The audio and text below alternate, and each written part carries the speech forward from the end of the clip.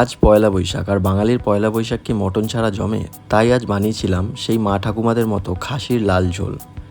তো প্রথমে কিছু গোলমরিচ, লবঙ্গ, দারচিনি, এলাচ এবং জয়িত্রী কড়াইতে গরম করে শিলে বেটে একটা মশলা তৈরি করে নিলাম।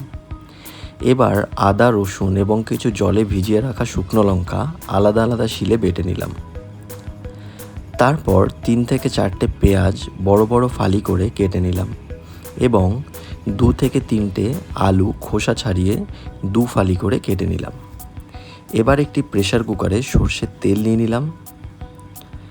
তেল গরম হলে তাতে শুকনো লঙ্কা ও তেজপাতা ফোড়ন দিয়ে দিলাম এবং পেঁয়াজগুলোকেও দিয়ে দিলাম। পেঁয়াজ লাল হতে শুরু করলে তাতে দিয়ে দিলাম আদা রসুন বাটা এবং 3 থেকে 4 মিনিট কষিয়ে নিলাম।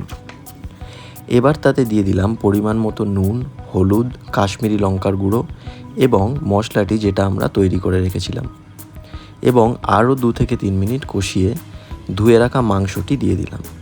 এবার মাংস কিছুক্ষণ কষানোর পর ফালি করা আলুগুলোকে তাতে দিয়ে পরিমাণ মতো জল দিয়ে ঢাকনা দিয়ে দিলাম হাই হিটে একটা এবং লো হিটে 2টো সিটি পড়া পর্যন্ত। এবার সিটি পড়ে গেলে প্রেসার কুকারের ঢাকনা খুলে ওপর থেকে ওই মশলাটি ছড়িয়ে দিলাম যেটা আমরা তৈরি করে রেখেছিলাম প্রথমে। তো আমাদের খাসির মাংসের লাল ঝোল রেডি। তো ভিডিওটি ভালো লাগলে প্লিজ লাইক করে দেবেন, শেয়ার করে দেবেন এবং পেজটিকে ফলো করে দেবেন। Thank you.